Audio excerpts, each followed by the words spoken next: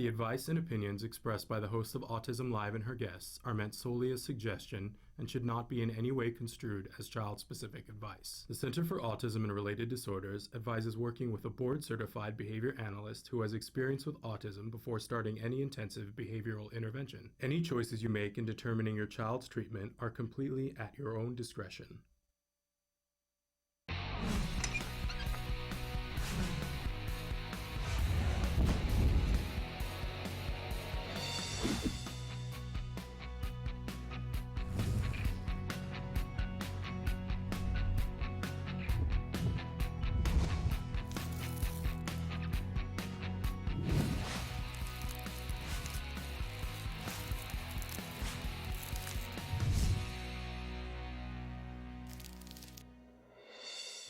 Good morning and welcome to Autism Live. I'm Shannon Penrod. We are coming to you live from the Warner Center in Woodland Hills, California.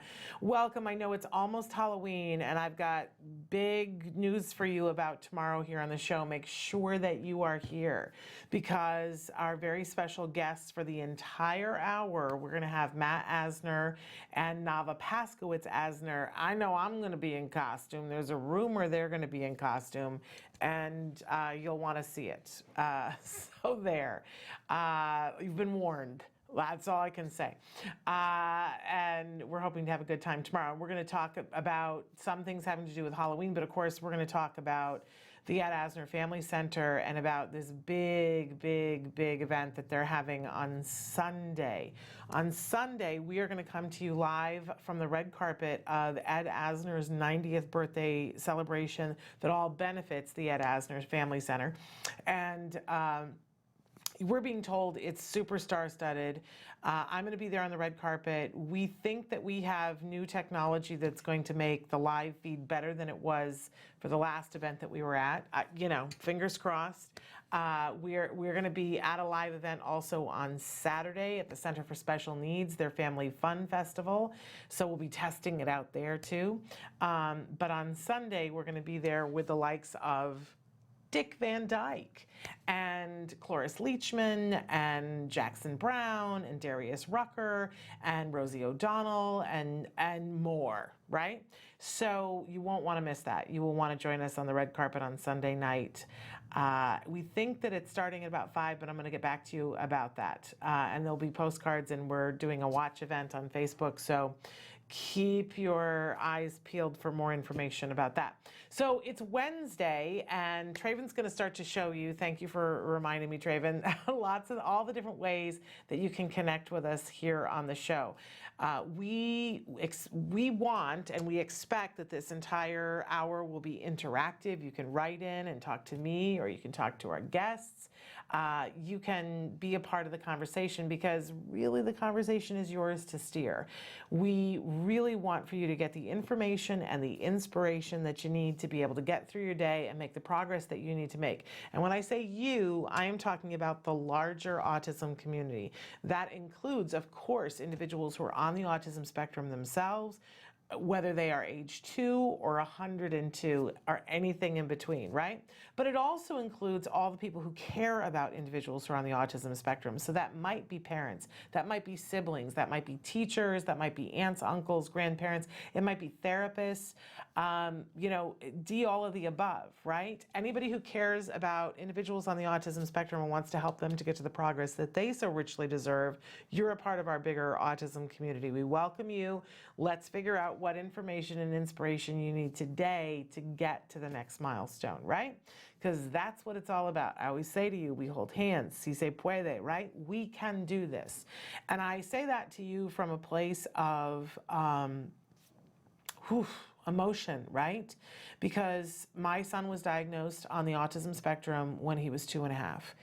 And my beautiful, beautiful son, who had been speaking and singing and playing and was interactive, and who then very gradually lost almost all of those skills to the point where he was nonverbal, self-injurious, and I would call his name and he would not respond, and I was afraid that he was deaf.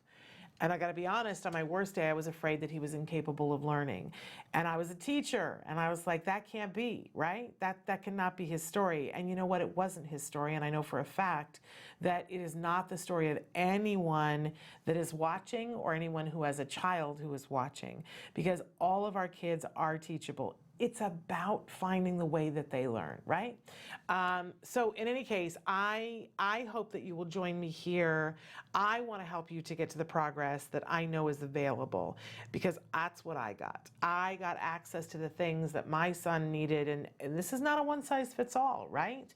But I want you to get access to the things that you need to get to the progress that you deserve and that the people you love deserve. That's why I'm here. Now, here's the deal. On Wednesdays, we are so fortunate to be able to bring you Ask Dr. Doreen. And when she is here live, it is the best thing ever in the world. Unfortunately, today she's not here live. But we have a great show for you that is planned. I will be keeping an eye on the crawl. If you guys have questions, you can still be writing them in. It's still interactive. I just don't have Dr. Doreen Grampichet for you today, and I feel bad about that because she's so awesome that when she's here, it's the best. You're getting it, in a recorded version, so she's still the best, and it's still valid, and it's still important. It's just not quite as good as the real thing, let's be honest. And some of you have written in questions that I don't have an answer for you yet because I'm waiting until I have her. All right, we're told that we have her next week. Let's keep fingers crossed, right? But don't go anywhere, because it's time, my friends, for Ask Dr. Doreen. Dr. Doreen Grampichet is the Dr. Doreen is an expert in autism. Doreen Grampichet. Dr. Grampichet. Dr. Doreen Grampichet. Dr. Doreen Grampichet is a visionary in the field of autism. Now you can ask her questions on Ask Dr. Doreen. Welcome to Ask Dr. Doreen. We welcome Dr. Doreen Grampichet. Good Thank morning. you for being here. Always a pleasure. It's our pleasure. We'd like to remind everybody, in case they have not seen the show before, in case you haven't heard, I don't know where you've been, but Dr. Doreen Grampichet is a true expert in the field of autism.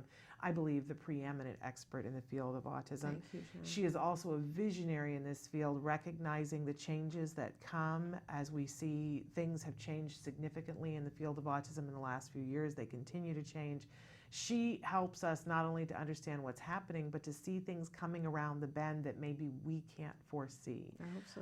You do. You are a visionary in this field, and we are in your gratitude. We love Thank that you you so spend this hour with us answering people's questions in this format. We do want to remind everybody that even an expert of your caliber, in fact, there is no expert who can answer individual specific advice in this format. Right. It would be a disservice to the individual on the spectrum to think that one quick question could really tell us what's going on with them. But having said that, Dr. Grampichet gives us directions, things to look at, questions to ask, information to know when we're asking our questions, so that we don't have to start in a dark room to find the answers. Just guidance and some advice. Yes. Yes, That's right. absolutely. So we so appreciate you doing that. It's a pleasure. And a reminder to all of you that you can be writing in on the live feature. In fact, the first question I want to go to is one that just came in. Great. Hi, Dr. Doreen and Shannon. My question today is how to stop vocal stereotypy. My son is almost 5 and he says things that don't make sense or just repeat what he heard on a movie over and over again. What is the best way to help him stop this behavior? Thank you so much, as always. And I didn't give you paper or pen No problem. today. I just need to write some things. Okay, so vocal stereotypy, he's almost 5. He says things that don't make sense. Sometimes we call that silly talk. Or just repeats what he heard on a movie over and over and over again, and sometimes we call that movie talk. What is the best way to help him stop this behavior? And thank you so much, as always. That's a great question, and let's talk about that right now. So, like any other behavior, we always want to kind of try to figure out what is the function of the behavior so that we can intervene appropriately. I find that when our kids when they say things that don't necessarily fit into the current time, so they're not appropriate conversational, they are still trying to communicate. I don't think that I'm one of those rare behavior analysts who doesn't think that the automatic function actually exists. I think everything has a function. And I think that when a child repeats things that are either movie talk or things that don't make sense, they actually are trying to establish some form of communication. So there's different functions, I think, for each one. A lot of times I find when a child says something, they are intending it the way they saw it in the movie, but they don't know how to apply it to the current conversation. So one of the things we used to do in the old days, and it's still pretty effective, is if you can, if it's slightly off, so let's say the child will say something and it sounds like, I'll just give an example. Like, for instance, the child will say, you know, my backpack is red, or something like that. Mm-hmm. And it's completely out of nowhere. And you're like, okay, you recognize it, that it's out of something they watched last night. Then the way to make that fit would be like any other child would actually say, you know, they'll have a thought. A typically developing child will have a thought, but the difference is they'll introduce the thought. So they'll say, last night I was watching, you know, TV and I saw this show and this kid in this show had a red backpack. And then it's totally fine because they've given an introduction to their thought. But with our kids, there's no introduction. They just blurt out something they've thought of or has come back into their mind from something they saw previously. And then it's very important to give it an introduction. So wherever possible, you want to try to give that utterance an introduction and teach your child to use the introduction prior to saying the utterance. And wherever it is not possible right now, you just want to ignore that comment and then start conversation of a different type or redirect to other types of conversation. It's difficult, you know, a lot of times it's very difficult for our kids because all they're doing is trying to communicate. Like, it's funny, the example I've given on this show actually before is that when I was very little, my mom says that I used to have these books and I would just write. And I didn't know how to write, right? So when you look at these books, they were just scribbles. But I saw other people writing and I wanted to be like them. And so I would have notebooks, many, one after another, filled with just scribbles because I felt, I don't know, like I'm sitting and writing. And I think sometimes our kids try to do that. They hear language and they don't really comprehend the meaning of language or the fact that it involves turn-taking and sharing of information and all that sort of stuff. Plus, our kids often have the theory of mind deficit, so they think whatever they're thinking, you're thinking. Right. So they will just utter things that come into their mind, and it makes no sense. And I think it's more appropriate to try to frame it and try to teach them to frame it rather than to eliminate it. Because I think if nothing else, even if it's not, you know, you can't place it from last night's film, I think it still has communicative intent. I think children make utterances because they're trying to communicate. They just don't understand that what they're saying is inappropriate to the context. Absolutely. Have you had an opportunity yet to see Life animated? No, and you keep telling me I should. Yes. Okay, no, we have to make sure that you get a chance to That's screen right. it. And for those of you who are watching, and for this mom in particular, I really want to encourage you to see this film. It's a documentary, and there are showings of it. Look up to see if there's an opportunity to see it close to you. I think it'll be very quickly on something like Netflix. But it is a documentary about the Susskind family and their son Owen, who is on the autism spectrum, and as a child he regressed into autism and then became so into Disney videos, and that's all he ever wanted to watch, and the only things he would ever say sounded like gibberish to the family. They couldn't They didn't understand, and every once in a while like a little phrase from a Disney film would come out. But there's a moment in that film when it all started to make sense to the family, when they realized that there was a quote that he was saying from a Disney movie that applied to what was happening. Right. And in such a profound way that I still get chills thinking about it, that they were like, oh my goodness, that it was a way in to this young man that they saw that not only did he see and hear and understand what was happening around him, but he understood it in a level that was almost symbolic. Yes. That he could take his world from Disney and apply the symbols from that to say this is like this and put them together. Right, that's right. And it's mind-blowing when you That's think right. about, how much intelligence How profound that it is, takes. absolutely. And so the family then saw this as a way in and started using the Disney videos to get him to the point where he's fully verbal and now living on his own and That's amazing. an adult. Amazing. So it's a very exciting and it's funny because I think they started out to make a movie about Owen communicating with Disney films, but because he was at a point in his life where he was transitioning to living alone, it really became about how do we help Owen to live alone, and here's the backstory. But it's worth it for both of those That's things. awesome. It's That's a really amazing. lovely, That's amazing. and we have had Cornelia Susskind on the show, the mom. She's an amazing mom. The whole family is, and I think people get excited because the dad, I think he felt he's a Pulitzer Prize winning writer, and I think he felt a little removed, like he didn't know what to do, and we see that with the dads a lot. But once he saw this, He got involved. he got so involved, and the Yes. mom very, very intelligently went, "Okay, Ron, you're in charge of this. This is your in," and it was his in to That's his child, amazing. and That's so it's a amazing. great film. Want to encourage because it will make you look at some of the silly talk and some of the movie speak in And a see how it different gives way. meaning. Yes, yes. In a different way. I absolutely. think it'll expand.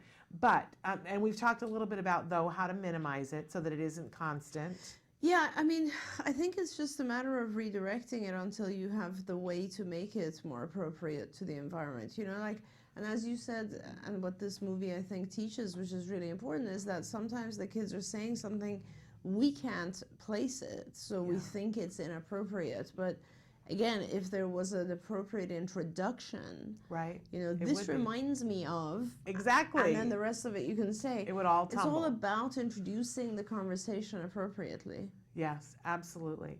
All right, I love that, and love that we got to do a plug for Life Animated. Make sure that Yes. you take a chance and see it. We're going to take a short break, and then we're going to be back with some questions about skills that you guys had from last week, so stick with us.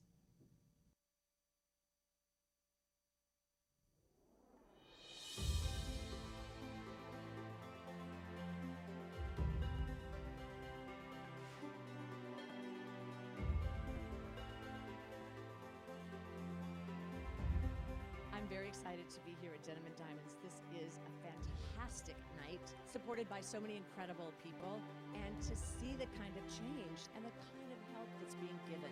It's kind of like going to the Oscars, and it's just been growing ever since, and we're overwhelmed at the support from the community. I first want to thank everybody for coming out and really helping this Denims and Diamonds fundraiser, because autism has affected so many people, and the work that they've been doing is just off the charts. It's just wonderful.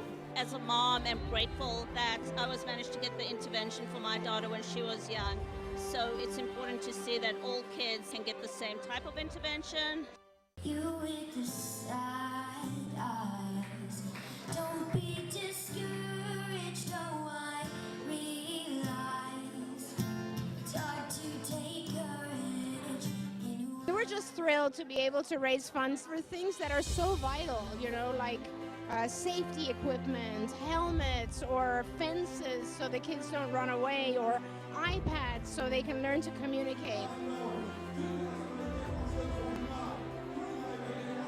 There's still so much more to do, and we're here to lend our little hand and make this thing a global thing.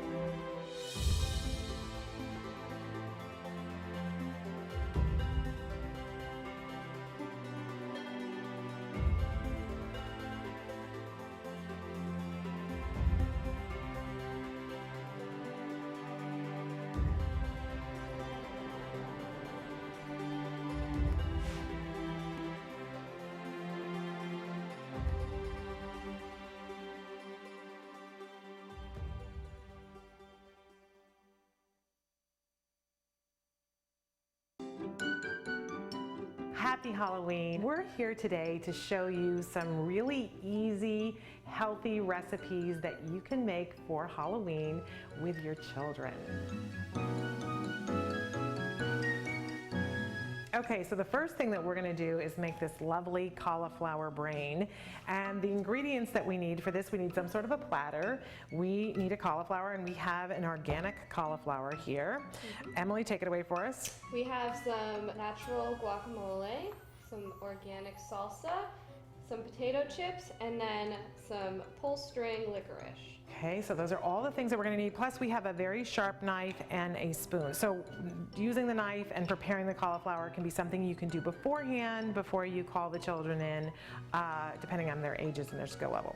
All right, so we're gonna pull the leaves off of this and put the pieces away. You can compost them if you do that sort of thing, or just throw them away. You wanna remove all of the green. This part might be fun actually for the kids. It's a difficult one. I'm just gonna slice this part off and pull some more of the green out because there's no green on the brain. But one key thing here is that we want to slice off just the tip here so that it's going to sit flat like a brain. And this is the point where the kids can be really helpful. If you have it already measured, and that's about 1.5 cups of salsa, whatever size platter you're using, and you can have them dump it right on the plate, and that's a pretty enjoyable part of it. Swish it around. Okay, we can put the cauliflower right in the middle of it. And you can see how easy this is. Super duper easy. Has big impact if you're doing a Halloween party. But it's also having fun with your veggies, something that we want to do with the kids.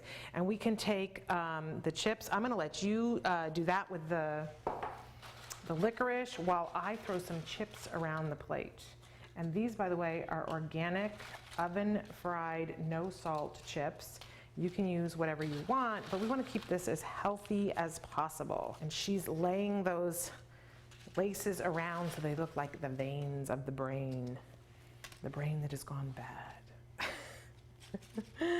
You can see it just takes a couple of minutes and you end up with this lovely, delicious, healthy brain for the children to eat. And it looks good on the table too. Tastes good too, doesn't it? Mm-hmm. Awesome. Right now, what we're gonna make are hot dog mummies. These are really fun. You can see our finished ones over here. We only need a few things for this. We need some hot dogs. Right now we're using organic chicken hot dogs that are fully cooked, which is a wonderful thing. We have some mustard. We have some all-natural crescent dough on a plastic sheet that we can roll it out on. We have our rolling pin. I have a little bit of coconut flour, but you can use any kind of flour that you want. This just smells awesome. And we have a sharp knife. So this is the part of the project that we want to be careful around kids. You could use a duller knife or a plastic knife, or do this part yourself when the kids aren't around. But if you open up your refrigerated dough and you roll it out, just throw a little bit of coconut flour onto it so that it doesn't stick as much to the rolling pin, and roll it out so that you can't see the lines anymore. Oh, it smells good, doesn't it? I love the smell of coconut flour. And it bakes really a wonderful scent too into the whole house. Okay, and it doesn't have to be perfect, because the great thing about this recipe is that it's very forgiving. If the dough breaks when you're wrapping up the hot dog, it's okay, because the mummy can have lots of different bandages. All right, we're gonna go and just cut through this dough.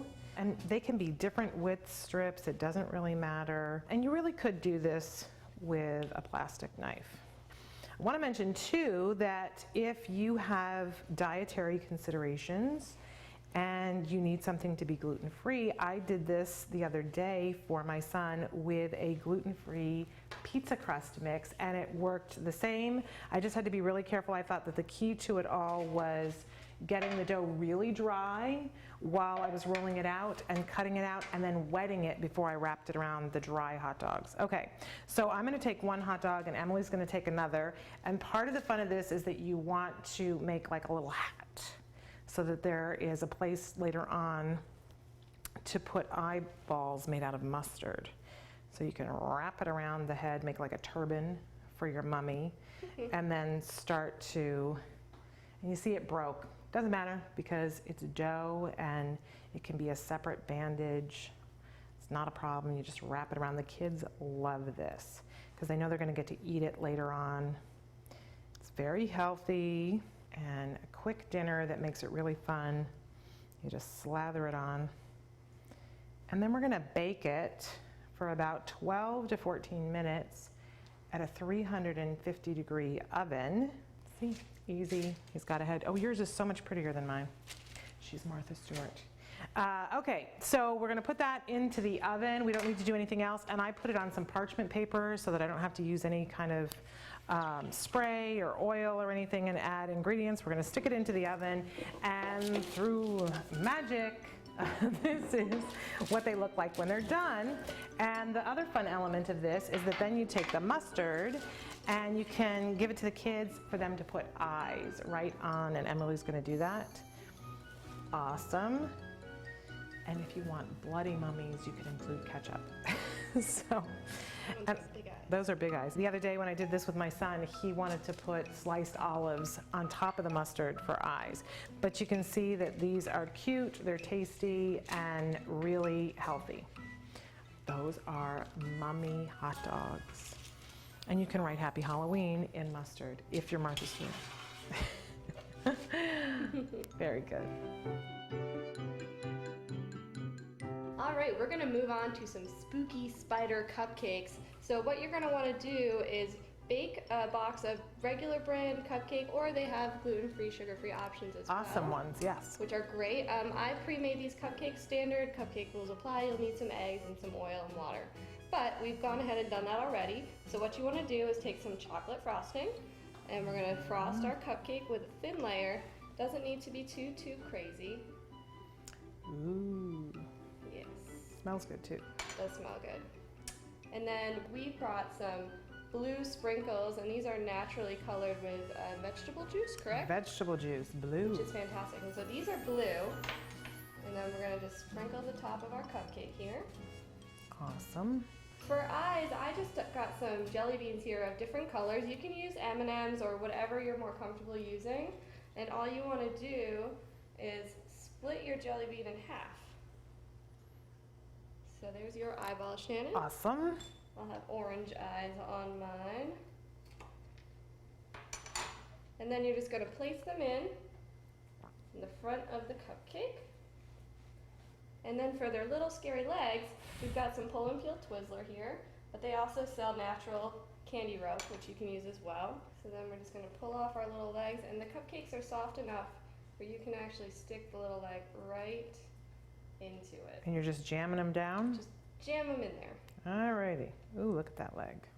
And this is a good time to teach your kids about bugs and that they have 8 legs. That's a great thing to add to the lesson. And you know, there's lots of different other things too. Like I have frosting on my hands, and sometimes kids don't like that. It's a flexibility issue. But this is a wonderful way in which to work on those things so that, you know, they can take those skills with them later on. If it's at home and it's a little bit of frosting with you, it's a little bit more reinforcing because it tastes good than if they're on the schoolyard and it's mud and things like that. And then once you're done, you have your little 8-legged friend. Mine looks like he needs a haircut, but but they're very fun and they taste good, and the kids will enjoy working on these. That's right, and they're super cute. They are. And that's Halloween. Healthy and fast and fun.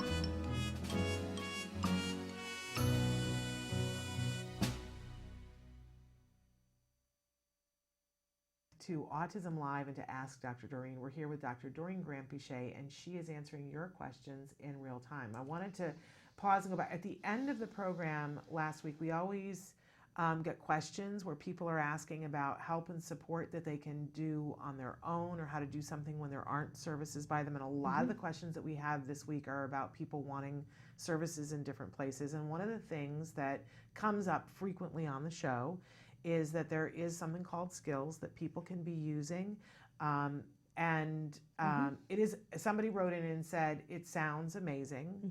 I'm here to say you're absolutely right that it is amazing. First time I saw it, I thought the top of my head was going to blow off. I was so excited I shook for 2 hours. I mean that sincerely. I posted on Facebook about it. It's crazy. I pulled out of the card office after you introduced it to a bunch of us that were there in your conference room. I'm still grateful that I got to be there that day. That was the first day that I met Dr. Grant-Pichet. And it was in such the early phases of skills. It at really that was, point, but the whole concept the of it was there. Yes, it was so exciting to me that I left. I came out of the parking garage and I started to go towards the freeway. And there's a parking lot right next to the old card office where there's a Ross there. Yeah. I had to pull in there because I couldn't get on the freeway. And I called my husband and I said, I just saw something so amazing. I can't drive. That's how excited I was. It's so amazing. Gosh. And it's only gotten better since then and Yes. become a reality that people are using. So the question that somebody wrote in and said, do all card clients get skills? So let's start with talking about that. And yeah, they do. It is, it's part of our database, essentially.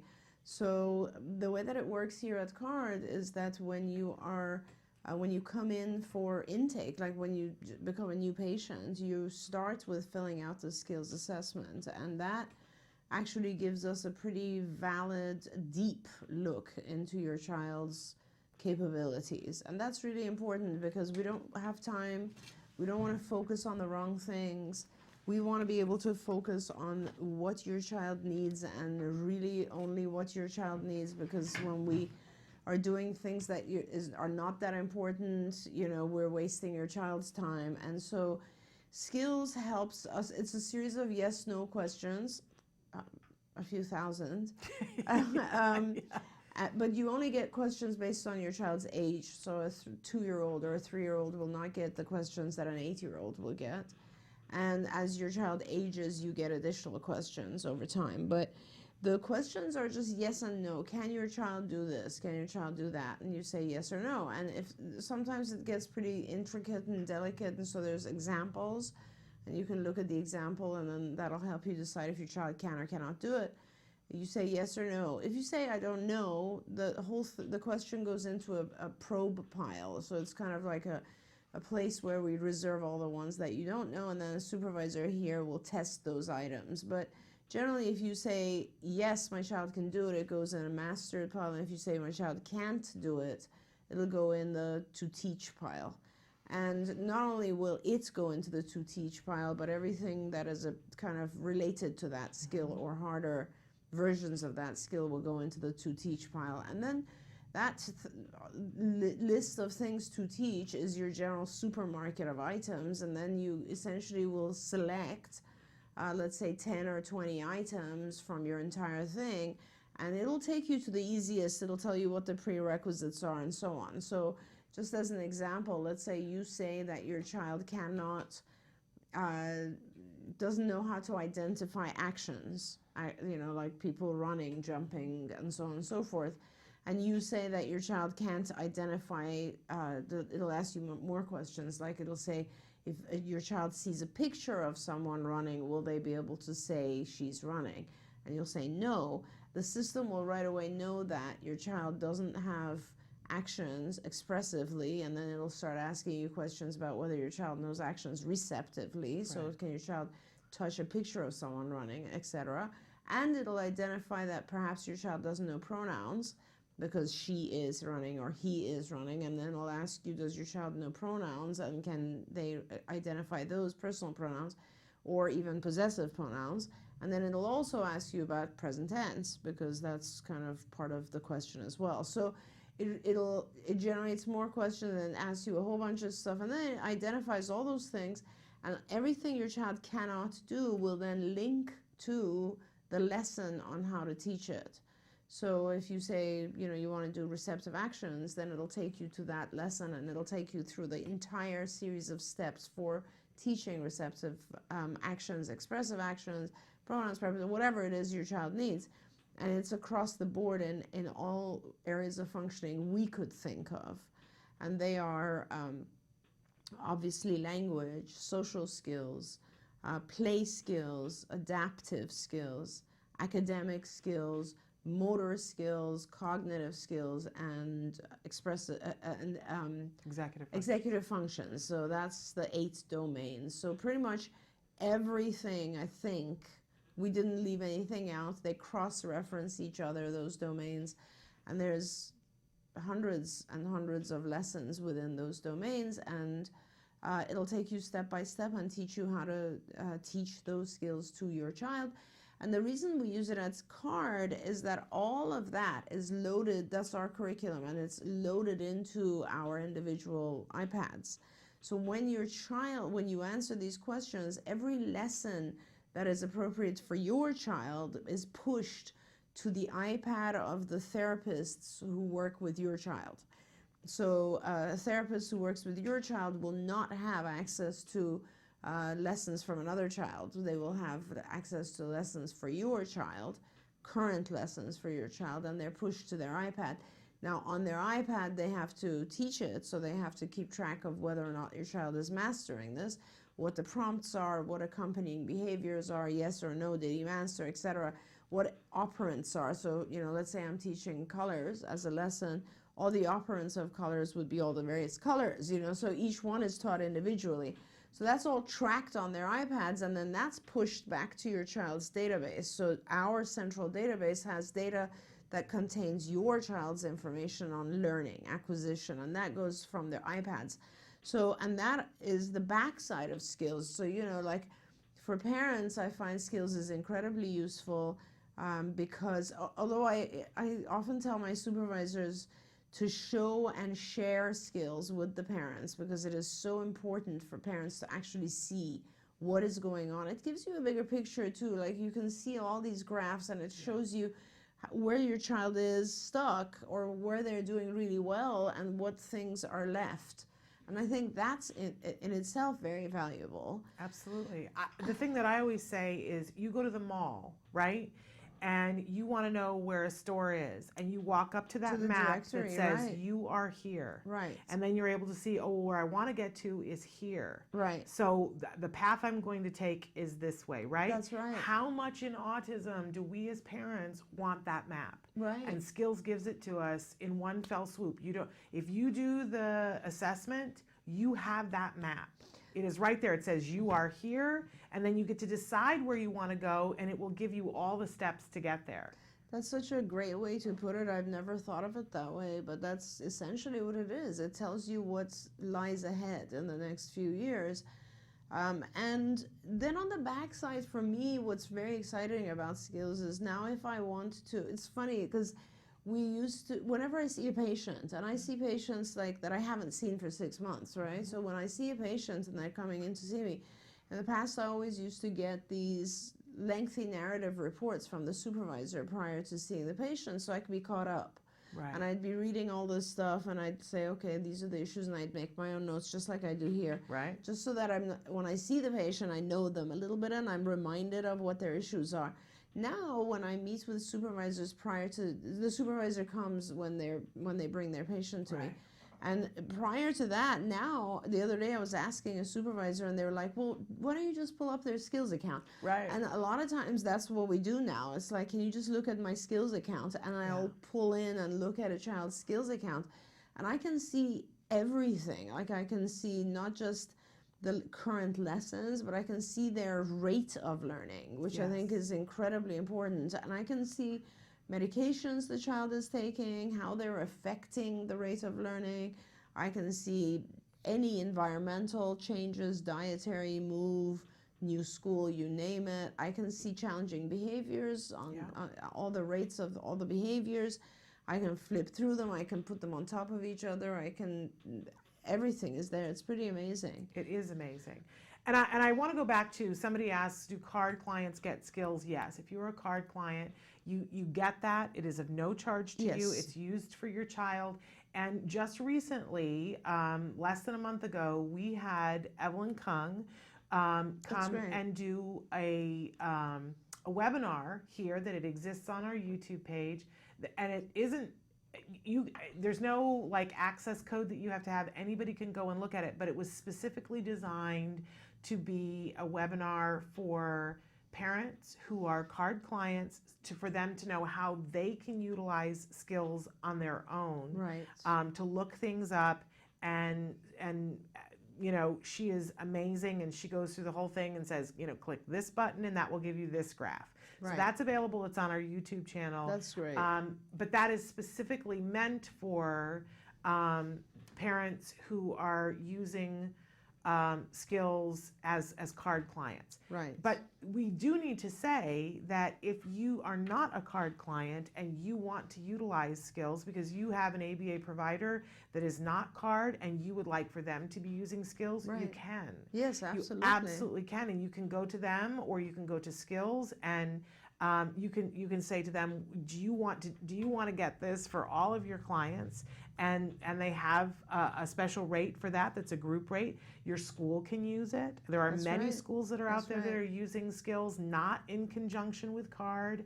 So it exists on its own. And even within that, skills exist in a couple of different ways. Because the thing about skills that's amazing is that it does so many things. So there's the assessment, Right. right? And that is of its own personal use.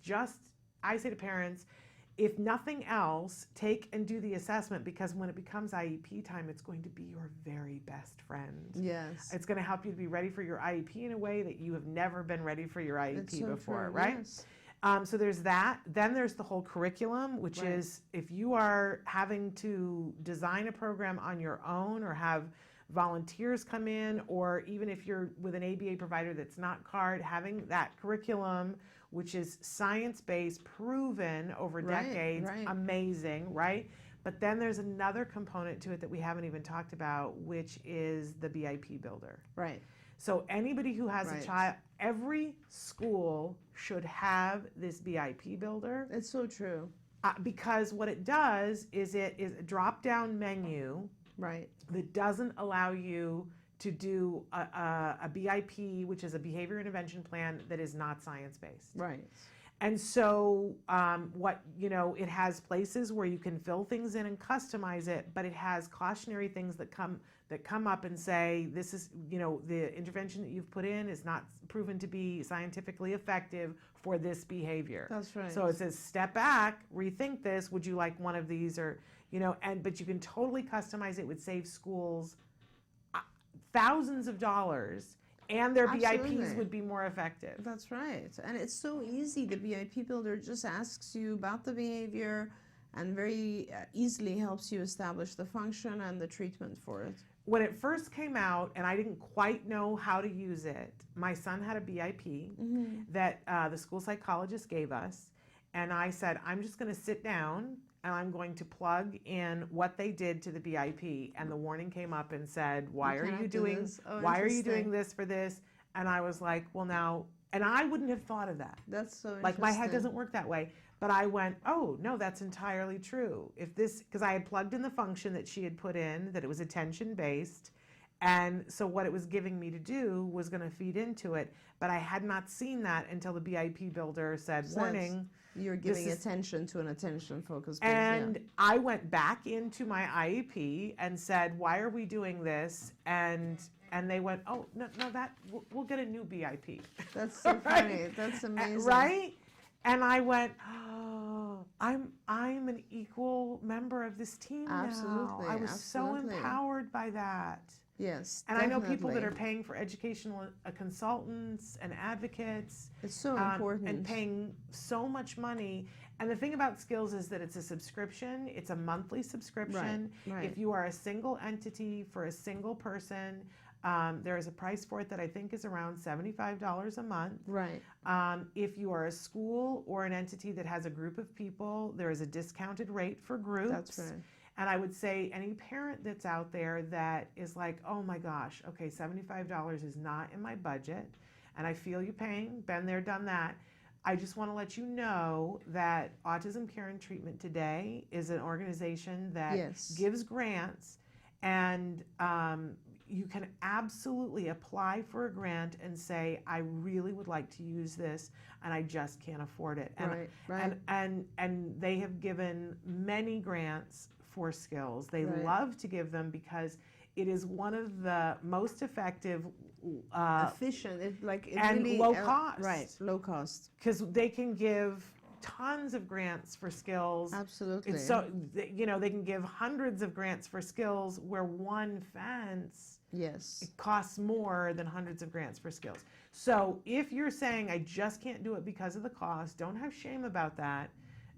Fill out a grant application and let them know in the letter, I want skills because, and it used to be that for parents it was a little overwhelming finding your way through. Yes. But now they have somebody who is there to help, walk you through. So we that have a parent, yes. Amazing. Right. An amazing young woman. So and we have a couple of different versions of the assessment now. We have sort of a shortened assessment which doesn't overwhelm you. And that's true. And for those of you who have older kids who are on the spectrum, if you don't need the whole of skills, you can, I hope this is true because I know it was true for a while, that you can just buy the section of skills that you need for a reduced price. It's executive functions, social skills, cognitive. That's right. And EF, cognitive, and social, I think. Those are the three. I think so. Yeah. So anyway, let me tell you where you can go. www.skillsforautism.com, or you can call their 800 number, which is 877-975-4559. It really is amazing, and I use it all the time. That's great. And the other thing that I did early on is that I because I was coming to work here and do this, I read through skills, which you can do as you're going through things. I read through it, and it's amazing. Now you could do that with skills, but the things that are in skills are in the card book. Yeah, they are. And if you want it in a book form, then I would encourage you. Although they're not as detailed, obviously, that we don't go into, but all the areas are listed, but there's not enough space, right? I mean, when we originally wrote skills, it was 8-inch binders, they were massive, so it's several thousand lessons. So we listed all the lessons, but not the description of the lessons in the book. There you go. So you could do that either way, right? But I always say with skills, don't try to tackle the whole thing at once. What do you need right now? And then just use skills for that. If you're having challenging behavior, or especially challenging behavior at school, go into the BIP builder. Absolutely. If you don't know where you are and no one has given you a snapshot of where your child is, take a couple of weeks and do the assessment. And take a couple of weeks to do it, because there are times you're going to get overwhelmed. That's right. Spread it out. It's very long. I kind of wanted, when they were changing the assessment, I kind of wanted it to every once in a while say, okay, and now you need to take a break and go have a glass of wine. Honestly, because it is so long, it's so lengthy, but it's a very difficult. I always tell parents, at the beginning, I apologize that it's so long, but we're very obsessive about getting to know our kids. Even with skills, I still need, before I can really heavily get engaged with a child and involved, I need a week of spending one-on-one time with them so that I can understand how they function, But that's because you do individual-based We really treatment. do, and that's what it's supposed to be, because you have, not only do the kids, obviously, as you know, Shannon, have a huge, wide array of skills and deficit areas, but they all respond to the world differently. They have different learning, just like us, but even more so. Some of the kids are extremely visual, some of them are not at all visual. Some of them are reinforced by things like touch, and others hate it. So it's completely different. You have to get to know the children and the adults before you can actually do this work. Absolutely. We've got a bunch of questions that came in. The first one is, what's the movie title from before? It's Life Animated is the name of that movie that we were talking about first. The next one, somebody says, thanks for talking about skills. If child is able to have the skill while attentive, should the question be answered yes or no? In other words, the child is capable but sometimes has no focus. This is a great question. Is there a place in skills that identifies focus issues? And thank you. And then we have more questions, but we'll answer that one first. Yes, so very good question. And to be safe, I would say no, because when you say no, that lesson goes into your pool of things to teach. And then, of course, if it's easy for your child to master, don't worry, because they'll master it immediately and it'll be gone. But in order for it to remain in your overall pool, then say, no, my child cannot do it. Now, secondly, to answer your other question about attention, yes, there's an attention section under the executive functioning curriculum, and it has several lessons and many questions regarding attention, short-term, long-term, working, like there's so many different, attending to 2 stimuli at the same time, attending to background, I mean, there's millions of questions, so you'll have fun with attention. It's mind-blowing. Yeah, it's a lot of stuff. Mind-blowing how good it is. And a lot of activities, like we will teach you saliency and how to teach your child to attend to the most important things. There's a lot of different lessons you can have on attention. They're fun. So here's another great question. Hi, Shannon. Does insurance pay for skills? We are in California, and thank you for all the information. Yeah, they don't. They should. For a while they did. Like Magellan actually licensed skills for 5,000 users. That contract ran out, and after 3 years they used skills. So if you had been a Magellan user during that time, you would have accessed skills.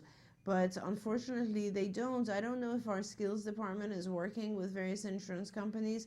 I think they think it is part of the provider's obligation to have a good curriculum and to use this curriculum. So I don't think they do at this point. You can always ask your insurance, because obviously it's a lot cheaper, and this is what they would pay. 1 month of skills. And if it's an insurance company, obviously the price drops pretty significantly because they have very large numbers of users. Right. Is nothing. It's less than an hour of therapy, or the cost of an hour of therapy. So, for a month, yeah. Yeah, for a whole month of access. I do know that one of the things that the skills folks have been doing and looking at is that there are a large number of companies that are large and have self-funded insurance where they're not covering ABA.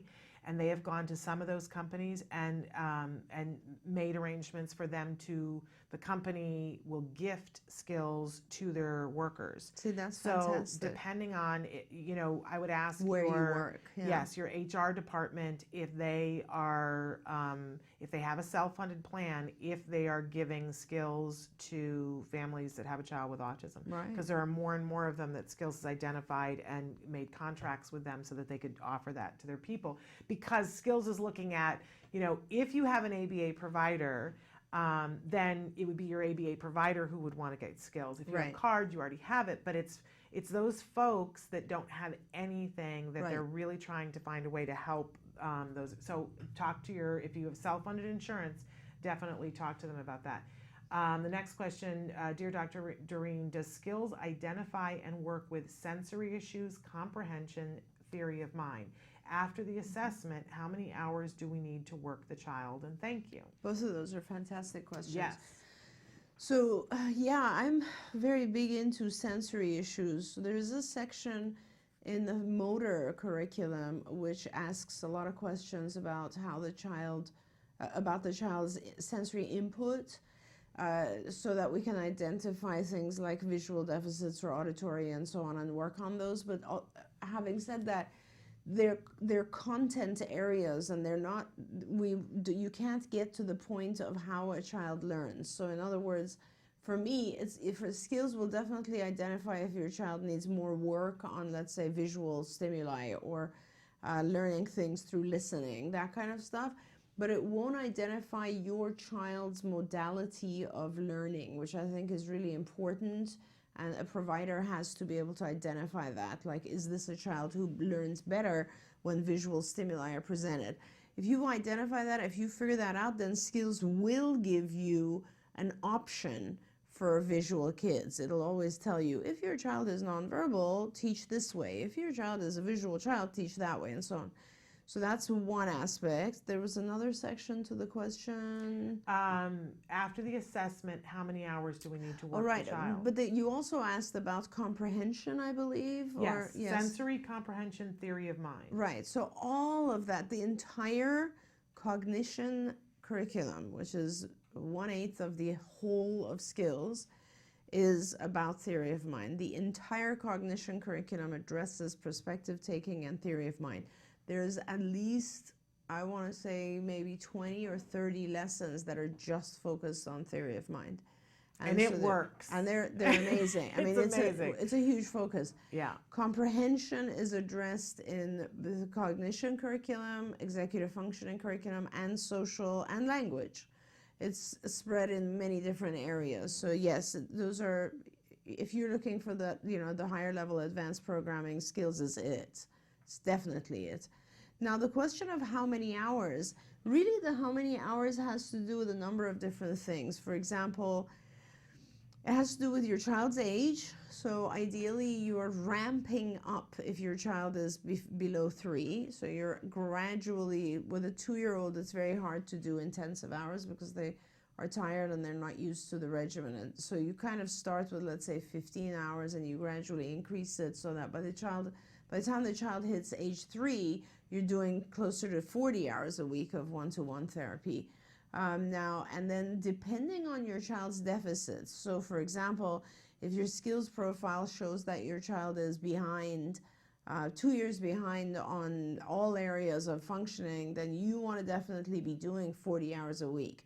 If your child is one of those children who's just slightly below typical functioning on, let's say, the areas of theory of mind, comprehension, and executive functioning, which are all the planning abilities, then maybe you're looking at more about 20 hours a week, but your child is also in school and they're receiving intervention through school as well. So really, from my perspective, what I would like to say is that if your child has any deficit at all, fill their time. How you fill their time has a lot to do with the deficit. Let's say it's a child who has motor deficits. You're going to want to do a lot of occupational therapy and have focus on that with some ABA. If your child has very significant higher functioning deficits, you're going to be doing a lot of ABA, but you want to make sure your ABA is cognitive behavioral, not just pure ABA, because you want to teach your child things like how to tell jokes and how to lie and how to, read inferences, and all that sort of stuff is cognitive behavioral. So, the format changes a little bit and the hours change a little bit. We tried very hard. In fact, we're still working on a publication called Standards, which is so difficult to establish because the kids are so incredibly different from each other. However, the new DSM, or the DSM-5 that came out a couple of years ago, does help that, because the DSM gives severity level based on symptoms and says if your child needs a lot of support, some support, or little support. And again, I correspond that, I guess, to hours. If your child needs a lot of support, then you should be definitely doing at least 40 hours a week of therapy. If your child is kind of mid-range, then you want to probably not do less than 25 or 30 hours. And if your child is very mildly affected, then you can do something like 15 hours a week. But that's in addition to school and other activities. Yeah, absolutely. It's very hard, and your provider should be the one that kind of gets to know your child and establishes the hours. Right. We've got so many questions pouring in. Continuing on with skills questions, we're having issues on yes-no program on skills. Yes-no SD is the therapist presents an object or picture of an object or person and the vocal stimulus. Is this blank? Response, yes or no. But he understands yes or no in another context. How can we approach this? He says yes to all questions, but for sure he knows better. Please help and thank you so much. Sometimes it's that flip in the switch about kids know yes and no. Yes. And they know what they know what their desires are, Right. what they want and what they Right. don't. But they don't understand that yes means yes, I desire that and I want that. Yeah, so that's a different issue altogether as well. Then what that is? Yeah, Okay, because then I they're read it wrong. talking about tacting, you're talking about mending. Okay. So they're talking about, is this a person or an object, I think, Yes, right? you're absolutely Is right. this mom? That's why you are the person you are, and I just sit here. Well, no. But No, 'cause they're absolutely right. completely different things. And Okay. it's actually really great that you brought that up, because one of the ways to get the child to really there's two things you can do, because you're working on tacting and you want the child, 3 things you can do. Hopefully I won't forget them right now. Okay. But there's three things you can do. One is you can teach it using all things that would be no. You would start with things that would just provoke the no answer first. So you'd show pictures of objects and ask if it's something else. So the child gets into the modality of no. In other words, you could be having an issue just with discrimination training. Discrimination training involves that random rotation that you can go back and forward and alter from yes to no, no to yes. And sometimes our kids just get stuck with that. And you have to kind of get them back into the mode of saying the other one, and then they rotate better. That's one option. So you're mass showing trialing like this. no. Yes, exactly. So you're saying, is this a book? And your child say no, and you'll say, is this a pen? And they say no, and is this a, so you just ask no questions, and then what you'll do is you alter with a yes question a series, and then you start rotating. Okay, but first you have to get them getting it right no on the again. no all the time. That's right. When it's appropriate. Another thing to do to make things easier is to go to 3D objects. So always, it's easier always. Actually, I take that back, but in most cases, for children, it's easier to respond if it's a three-dimensional object. That's interesting. And that's one prompt. Another prompt is to say, is this a box? Yes. And then your child will model yes, and then you will fade the yes from the question. So you put the answer into the SD. There's a lot of different ways you can do this. And another more advanced way to do this is what you mentioned, which is the manding. You could do a mand prior to doing a tact. So you could teach items that the child wants. So for instance, juice, and you will say, is this juice? And if the child says